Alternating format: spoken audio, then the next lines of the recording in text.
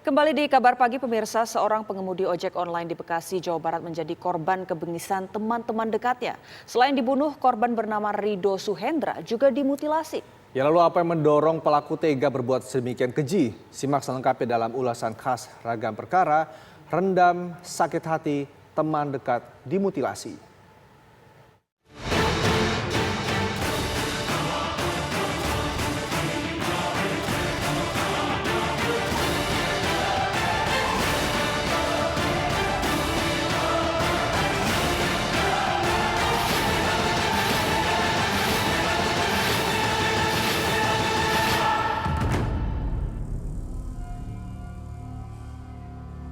Disinilah tepatnya di Jalan Stasiun Tambun, Kabupaten Bekasi, Jawa Barat, praktik mutilasi terhadap korban pembunuhan beberapa waktu lalu dilakukan.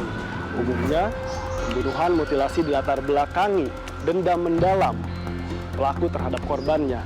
Itu pulakah yang melatar belakangi praktik pembunuhan disertai mutilasi yang terjadi di Bekasi ini?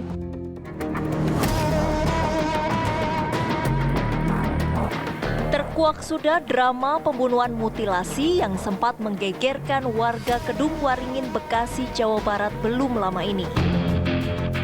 Penyelidikan mendalam menyimpulkan korban diketahui atas nama Rido Suhendra. Rido yang sehari-hari sebagai pengemudi ojek online ini tak disangka menjadi korban pembunuhan sadis teman-teman dekatnya sendiri. Kasus ini terungkap bermula ketika Sabtu pagi 27 November 2021. Warga menemukan 6 potongan bagian anggota tubuh manusia terbungkus selimut, teronggok di depan sebuah bengkel.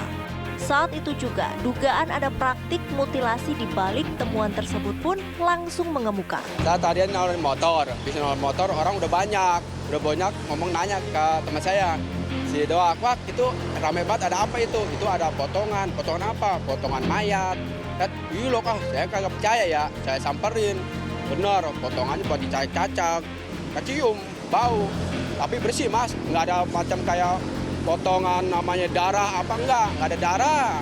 Pokok bersih, tahu kayaknya kayak dicuci kayaknya itu mas, nggak ada darah pisan, nggak ada. Ditengarai, pelaku hendak menghilangkan jejak.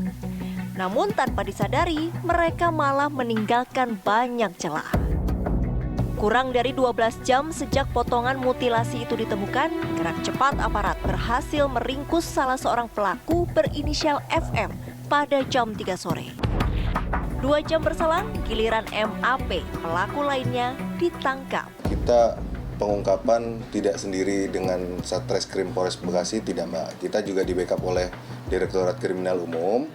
Kemudian awal mulanya kan ada penemuan potongan mayat yang ada di Kedung Waringin. Itu Sabtu jam 7. Kemudian dari Sabtu jam 7 sudah kita identifikasi dari sidik jari.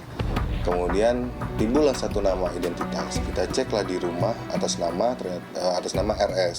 Ternyata si RS ini 2 minggu tidak pernah pulang. Kemudian kita cek, kita dapat keterangan dari saksi-saksi 2 hari sebelum kejadian, si RS ini pernah bertemu dengan bibinya dan membawa motor yang diduga itu punya pelaku. Kemudian kita kejarlah, dari petunjuk dari motor itu kita kejar, akhirnya ketahuan, oh ini pelaku MAP dan FM yang memang dia kawan dekat sekali dengan RS. Lagi-lagi, pembunuhan keji dilakukan orang terdekat korban. Awalnya pada hari Jumat 26 November 2021, pelaku FM berkelahi dengan korban RS di penitipan motor mitra samping Gedung Juang Tambun Selatan, Bekasi.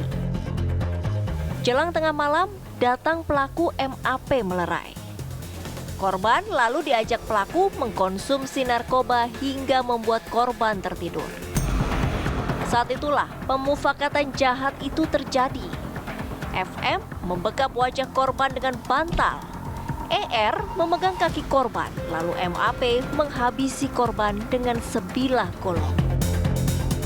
MAP pula yang kemudian memutilasi korban. Ini bagi pelaku narkoba ini untuk meningkatkan rasa percaya dirinya, sehingga ketika mereka melakukan kejahatan, mereka menjadi lebih pede dan berada di bawah tekanan ya, di bawah pengaruh narkoba.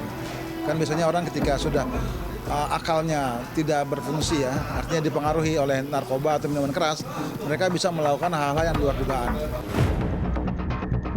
Usai potongan mayat korban dicuci bersih, selanjutnya potongan badan dimasukkan ke dalam karung. Potongan kaki dan tangan dibungkus selimut dan potongan kepala dimasukkan ke dalam kantong plastik.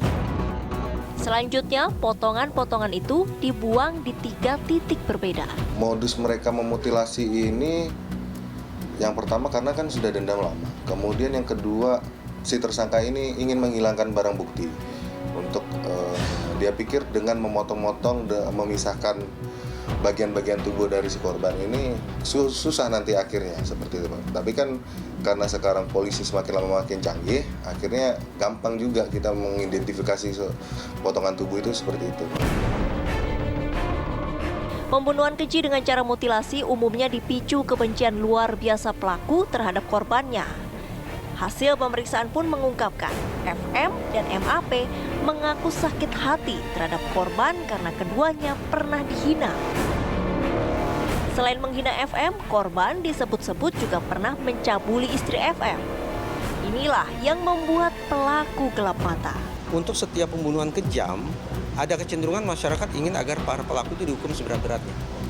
Tapi kalau kemudian otoritas penegakan hukum mengatakan bahwa motifnya adalah karena sakit hati, karena dendam, karena istrinya dicabuli dan seterusnya, dan itu sama dengan isi pasal 49 ayat 2, yaitu guncangan jiwa hebat, maka saya khawatir justru pada aksi mutilasi kali ini pelaku pembunuhan tersebut bisa lolos dari pidana, atau mungkin statusnya bisa turun menjadi penganiayaan yang mengakibatkan orang meninggal dunia. Jadi kita kenakan pasal 340 KUHP dan atau 338 KUHP.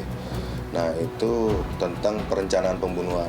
Minimal 20 tahun, maksimal seumur hidup, ataupun bisa sampai hukuman mati seperti itu. Kasus mutilasi di Bekasi seakan menambah panjang daftar kasus serupa di tanah air. Disebutkan sejak tahun 1970, kejahatan mutilasi sudah terjadi di Indonesia.